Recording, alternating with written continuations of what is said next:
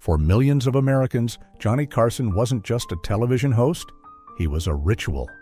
He was the quiet voice that gently closed the day, the familiar laugh that made the living room feel warm, the man who somehow made the country feel smaller, closer. For 30 years, 5 nights a week, he appeared like clockwork, not shouting, not begging for attention, just there. Steady, witty, trustworthy. To many in the older generation, Carson was more than entertainment. He was comfort, a symbol of civility in a world that was changing too fast. A man who made space for laughter but never lost his dignity.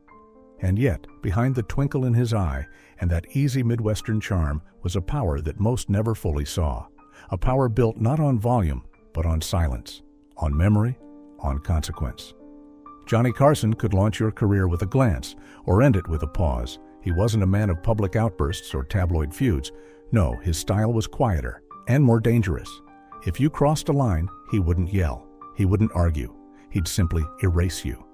And when Johnny Carson erased someone, Hollywood followed. This is the story behind that silence, behind the grin and the golf swing and the perfect timing. It's about the 8 people who were cast out, not with a bang, but with a door that never opened again.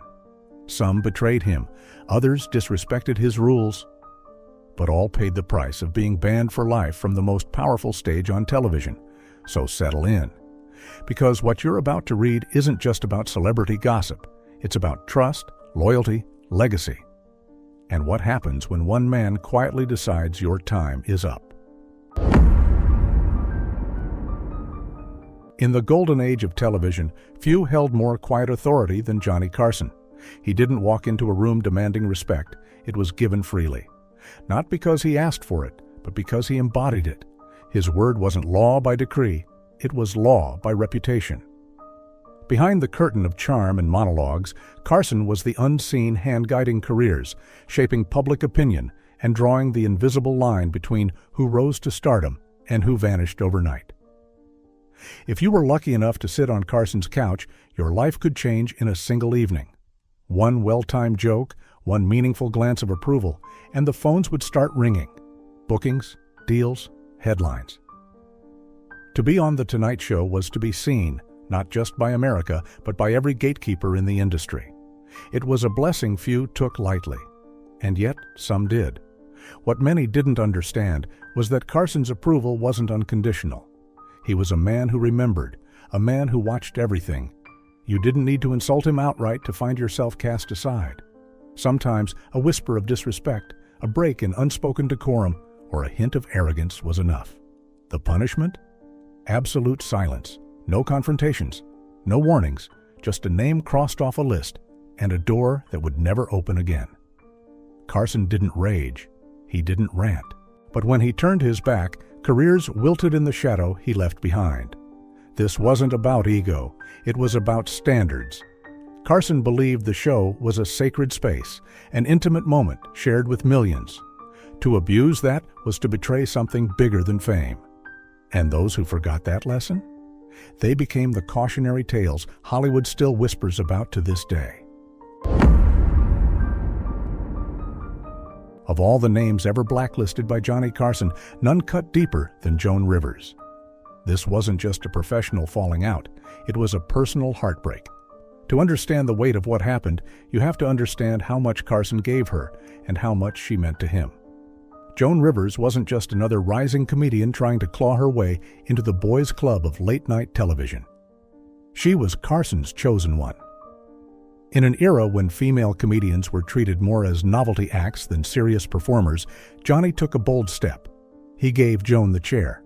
Not just once, not twice, but over and over again until she became the first permanent guest host in the history of The Tonight Show. Carson didn't just open the door, he walked her in, introduced her to the audience, and essentially said, "You can trust her like you trust me." Off camera, their relationship was even more touching. They shared dinners, long conversations, creative brainstorming sessions. Carson became a father figure to Joan, one who, unlike many in the industry, never asked for anything in return. No favors, no deals behind closed doors. Just mutual respect, admiration, and faith in her talent. That's what made her decision in 1986 so devastating. Joan had received an offer that would change her life, her own late-night talk show on the new Fox network airing directly opposite Carson's program. The deal was extraordinary, $10 million a year and a chance to break out from under anyone's shadow. But it also came with a question that Joan couldn't seem to answer.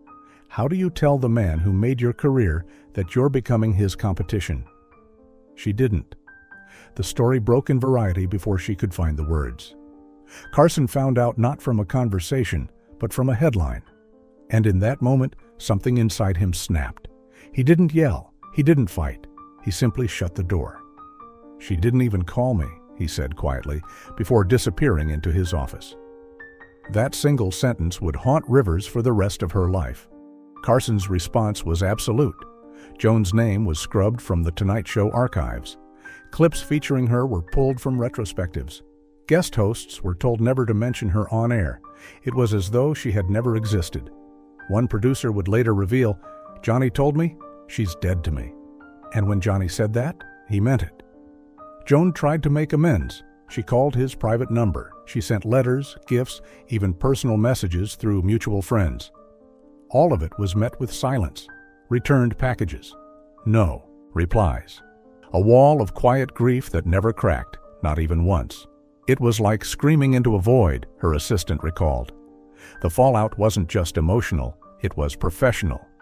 Without Carson's support, Joan became persona non grata in many circles of the television world.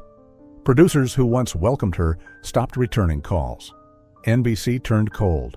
Her career plummeted. For Joan, losing Carson's friendship wasn't just painful, it was devastating.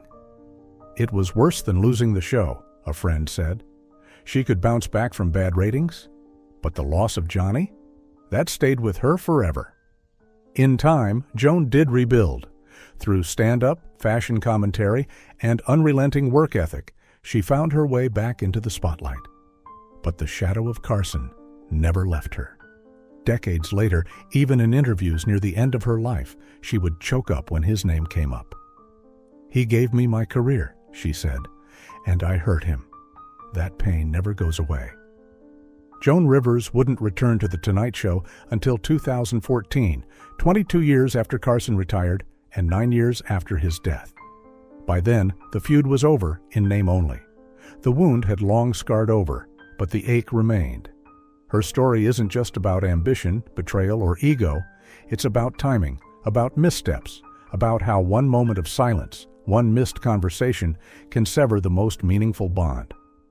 For Johnny Carson, it was the deepest cut.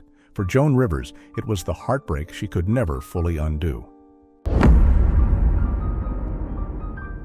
If Joan Rivers was the heartbreak Johnny Carson never recovered from, then Wayne Newton was the storm he never forgot. Where Joan's betrayal wounded him emotionally, Newton's confrontation struck at something even more primal: his personal safety, his control over the sanctity of his show, and his quiet belief that respect should never need to be demanded with fists. Throughout the 1970s, Wayne Newton was a frequent name in Carson's monologues. The jokes were rarely cruel, more often centered around Newton's eternally youthful appearance, flamboyant style, and Vegas glitz. But over time, they added up. Newton had spent years cultivating a specific image, one of charm, grace, and showmanship. And for a man who operated in the delicate world of stage perception, suggestive jokes about his masculinity and sexuality, even if subtle, began to feel like more than just good fun. They felt personal, and in 1980, he decided he'd had enough. Wayne didn't send a letter. He didn't call a publicist. He showed up. Dressed in full performance attire, Newton bypassed security at NBC's Burbank studios, marched straight to Carson's office, and walked in unannounced. At first, Carson looked up, caught off guard, but calm. But that calm didn't last. Newton, according to multiple witnesses, stood over the desk and laid down a line that would forever seal his fate. "You can make fun of my music, you can make fun of my hair, but if you ever joke about my sexuality again, I'll kick your ass." It was a line Carson could never unhear. Johnny Carson was not a man easily rattled, but threats, especially physical ones, crossed a line that, in his world, was etched in stone. He stood up slowly, towering over Newton, and said coldly, "Get out of my office before I have you thrown out." There was no shouting, no fists, just finality. The fallout was immediate. Carson gave a simple directive to his booking staff. Newton was never to be invited back to The Tonight Show. Not that week, not that year, not ever. The ban was absolute and permanent.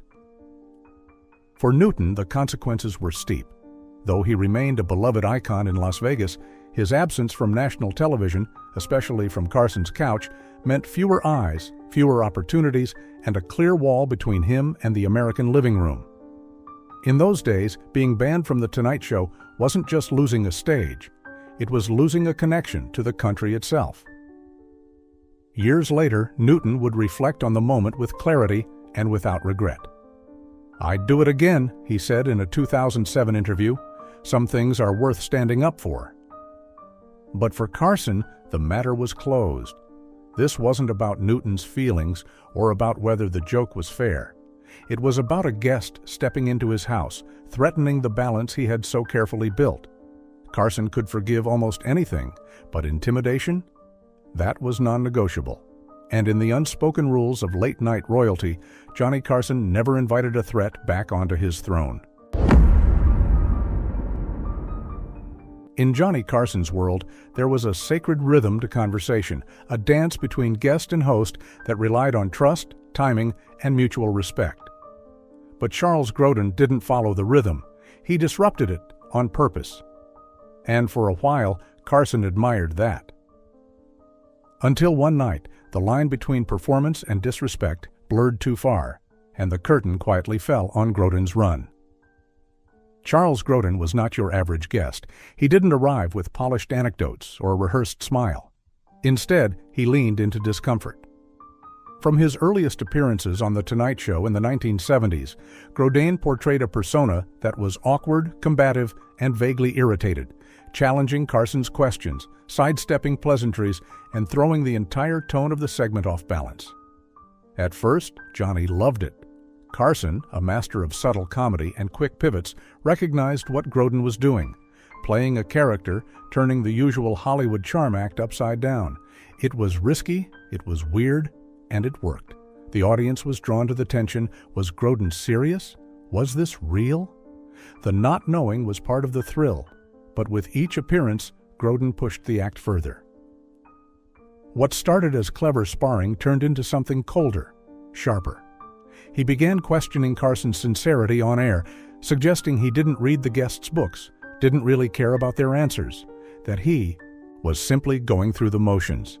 It was performance, yes, but it was cutting in a way that felt more personal than playful. Then came the moment that changed everything. During a 1990 appearance, Grodin mocked Carson's delivery and accused him, through the lens of satire, of being emotionally hollow. For Carson, a deeply private man who had spent decades crafting an image of warm detachment, the jab struck too close. Those who knew him well could see it instantly. The smile on Johnny's face tightened. His eyes narrowed just slightly. The joke had missed the mark, not because it wasn't funny, but because it had touched something real. He never raised his voice, never snapped back. But when the segment ended and the cameras cut to commercial, Carson turned to his producer and said quietly, "We're done with that."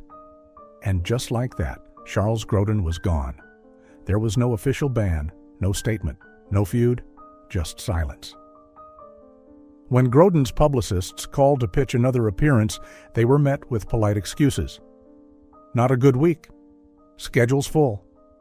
But those inside the studio knew Carson had made his decision. Years later, Grodin would admit he might have gone too far. "I thought I was doing Andy Kaufman," he said, but Johnny didn't find it funny. The truth is, Carson could take a joke, but he also had limits.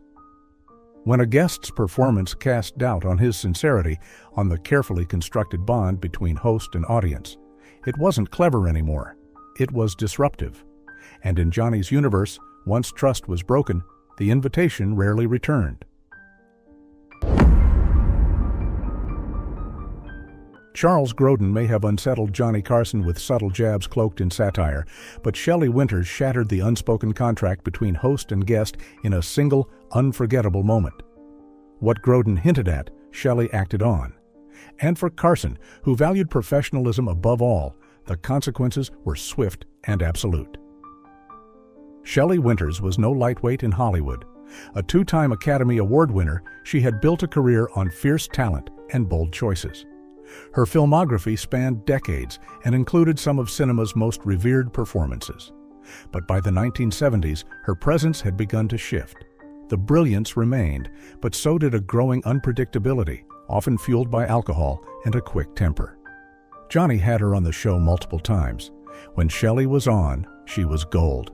She told stories like no one else, wild, sprawling tales from old Hollywood, laced with humor and heart. But behind the scenes, producers had begun to grow wary. Sometimes she was perfectly composed in pre-interviews, only to show up for taping visibly altered. It became a gamble. Which Shelley would walk onto the stage that night? The night it all unraveled began like any other. Shelley took her seat, drink in hand, and launched into her usual charisma.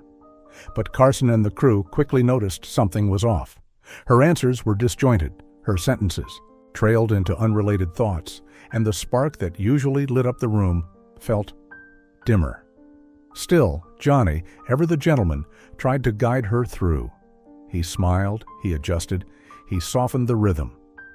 But when he made a light-hearted joke about Shelley's weight, a topic she'd often brought up herself in previous interviews, everything changed.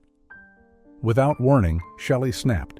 She picked up her drink, glass, ice, whiskey, and threw it directly into Johnny's face.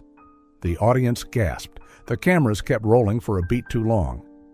Carson, drenched and stunned, held his composure just long enough to cut to commercial. But the moment the cameras stopped, so did the grace. He left the stage, soaked and silent, his face a mask of fury no one had seen before. Shelley was escorted out during the break. She never returned. There were no second chances this time. Carson told his team in clear, measured words, she was never to be invited back. Ever. It wasn't just about a drink. It was about a sacred trust that Carson believed every guest implicitly agreed to uphold. A promise to show up, be present, and treat the platform with respect. In Johnny's eyes, Shelley had violated that trust in the most public, humiliating way possible. The fallout was sharp. Shelley's roles had already begun to wane, but losing The Tonight Show meant losing one of her last national platforms.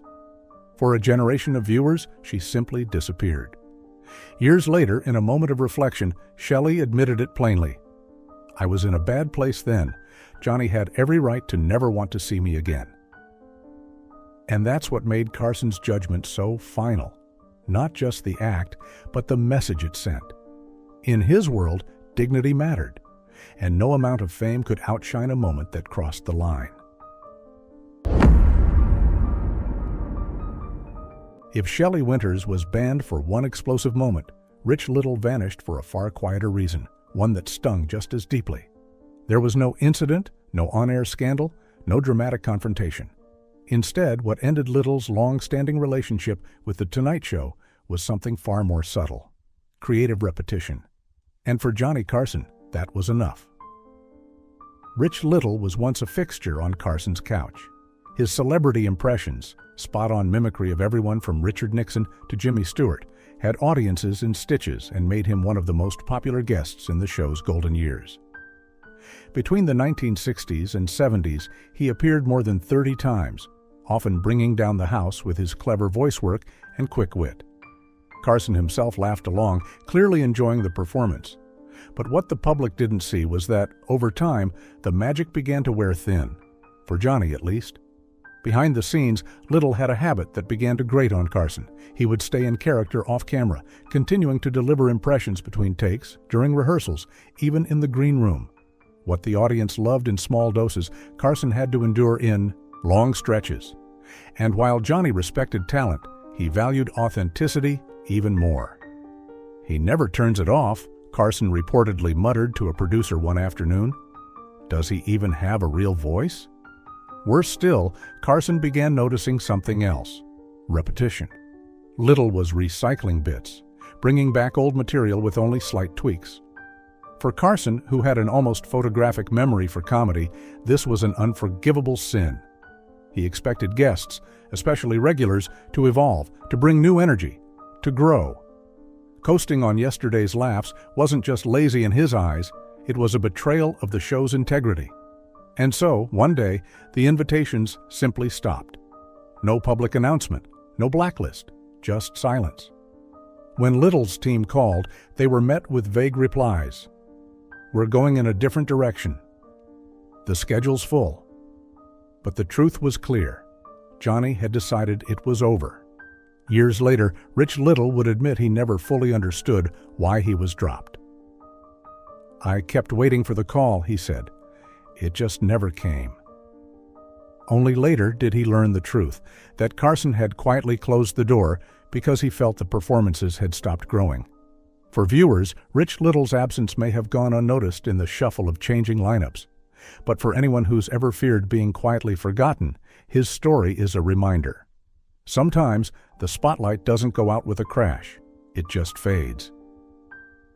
And in Carson's world, the moment you stopped surprising him was the moment he stopped calling. If Rich Little quietly faded from Johnny Carson's world, Truman Capote stumbled out of it, literally. His fall from grace wasn't about repetition or disrespect. It was about vulnerability, unraveling in real time. And for a host like Carson, who believed deeply in preserving the dignity of his stage, it was one line too far. Truman Capote was no stranger to television. He was witty, sharp, and radiated a certain eccentric brilliance. The author of Breakfast at Tiffany's and In Cold Blood wasn't just celebrated, he was magnetic. Audiences loved his flamboyance, his biting humor, his unforgettable voice. He was, in many ways, the perfect talk show guest, literate, unpredictable, and endlessly quotable. But by the mid-1970s, the sharp edges of Capote's genius had begun to dull under the weight of alcohol and addiction. His once playful eccentricity had started to slide into chaos. When he appeared on The Tonight Show in 1975, Carson and his team hoped for the old Truman, the storyteller, the charmer. What they got instead was a deeply unwell man unraveling under the lights. From the moment he walked on stage, something was clearly wrong. He slurred his words, struggled to form coherent sentences, and stared blankly into space between questions.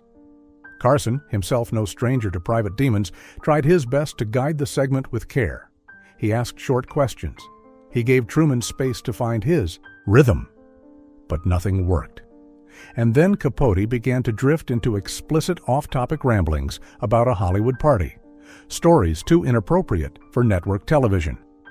Johnny acted fast.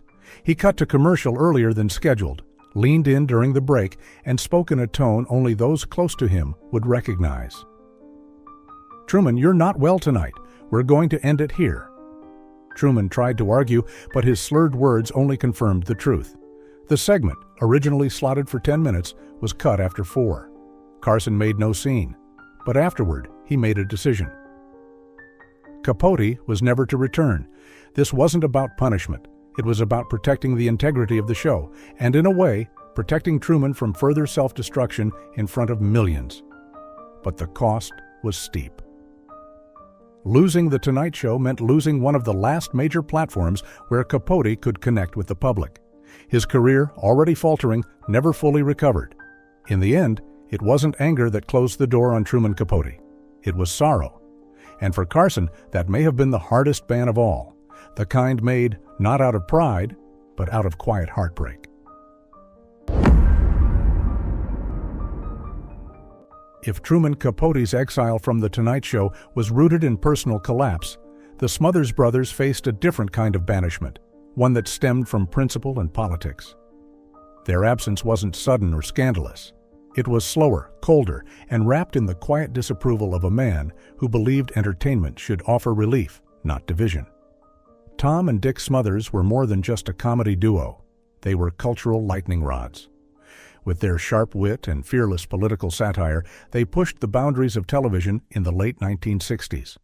Their CBS variety show became a platform for anti-war sentiment, social commentary, and challenges to authority that drew both admiration and controversy. And while Johnny Carson respected their intelligence and their talent, he never shared their appetite for confrontation, especially not on his stage. Carson's philosophy was clear. The Tonight Show was a refuge. A place where Americans, divided by war, scandal, and shifting cultural tides, could sit down, breathe, and laugh together. He joked about both sides, but he never let politics dominate the conversation. The Smothers Brothers, however, couldn't separate their comedy from their convictions. And eventually, that conviction led to a moment that Carson couldn't ignore. During a 1970 appearance, Tom Smothers took a sharp left turn, transforming what was supposed to be a light-hearted segment into a pointed critique of the Vietnam War. Carson's face didn't flinch, but his eyes did. Behind his practiced smile, something froze. He finished the segment professionally, but backstage, the message was clear. Too much trouble for what we get. There was no formal ban. The brothers weren't blacklisted. They were simply no longer called. When their names came up in booking meetings, producers found reasons to move on. And when they did appear, it was only under tight restrictions. No political material, no surprises, just music and safe comedy. To the Smothers Brothers, it felt like censorship. To Carson, it was protection of the show, the audience, and the delicate balance he worked so hard to maintain. He wasn't rejecting their message. He was rejecting their method. In the end, their absence became a quiet reminder of the unspoken boundaries that governed The Tonight Show. Johnny didn't fear politics, but he refused to let it hijack the very thing he'd built, a place where the world's noise was left outside, and for a few brief minutes each night, laughter was all that mattered. If the Smothers Brothers tested the political boundaries of The Tonight Show, Morton Downey Jr. crashed through every boundary entirely, loud, abrasive, and unapologetic. His brief appearance on Johnny Carson's stage wasn't just a guest segment gone wrong, it was a clash of eras, a collision between class and chaos. And it marked a moment when Carson realized the world of television was starting to shift in a direction he could no longer stomach. In the late 1980s, Morton Downey Jr. was a rising and deeply polarizing star in talk television. His syndicated program was unlike anything viewers had seen before, loud, combative, often vulgar. He smoked on set, shouted over his guests, and turned interviews into verbal street fights. For some, it was exciting. For Carson, it was offensive, not just personally, but professionally. When Downey was booked on The Tonight Show in 1988, Carson was hesitant. But ever the statesman of late night, he agreed. Perhaps out of curiosity. Perhaps to give this new voice of the people a chance. What followed was an on-air disaster that underscored everything Carson believed television should not become. From the moment Downey took the stage, it was clear he wasn't playing by the rules. Instead of taking his seat, he paraded in front of the audience, soaking up applause like a rock star.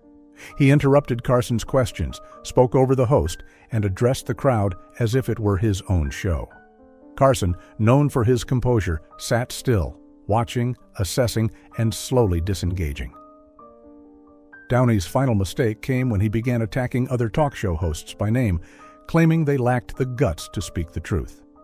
The implication toward Carson wasn't subtle, and in that moment, Johnny leaned back slightly in his chair, a quiet gesture that longtime crew members recognized instantly. The interview was over in spirit, even if not yet in time. When the segment ended, Carson thanked Downey with the calm professionalism he was known for. But backstage, the verdict was swift and clear. Morton Downey Jr. would never be invited back. "This isn't the big top," Carson reportedly told a producer, "and that's not television. That's a circus act." The decision wasn't personal. It was philosophical.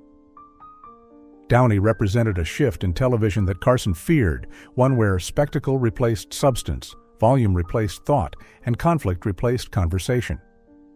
In the quiet years before his retirement, Carson's refusal to engage with that new brand of talk show wasn't resistance to change. It was a final act of protection, for his stage, for his audience, and for the standards he believed still mattered in a world growing louder by the minute. As the curtain falls on this look behind the scenes, one question lingers. Was Johnny Carson a beloved legend or a quiet tyrant? The answer, like most truths worth telling, lies somewhere in the space between. To the millions who tuned in night after night, Carson was a friend, a ritual, a reassuring presence who could make the world feel lighter with just a raised eyebrow or a well-placed punchline. He didn't need to yell to be heard. He didn't need to threaten to be feared. His power wasn't loud, it was absolute, and often it was invisible until it was too late. For those fortunate enough to sit across from him and win his approval, The Tonight Show was a springboard to fame, legitimacy, and nationwide adoration. But for those who broke the unspoken rules, rules not written in contracts, but carved into the air of Carson's world, the silence that followed was louder than any scandal. Yet even in his most unforgiving moments, Carson wasn't cruel for the sake of cruelty. His bans, his disappearances, his final silences, they all stemmed from something deeper, a belief in standards, a fierce loyalty to the integrity of his stage, and perhaps a lifetime of guarding a heart that had been hurt more than he ever let on. In the end, Johnny Carson didn't just host a show. He ruled an empire, and when he walked away in 1992, he didn't ask for fanfare. He didn't demand a farewell tour. He did what he'd always done. He exited with grace, with mystery, and with silence. So was he a legend? Without question. But his legacy isn't just built on laughter. It's built on lines, lines he wouldn't cross, and lines he wouldn't let others cross either. And in a world that's louder and messier than ever, maybe there's still something sacred in that kind of quiet.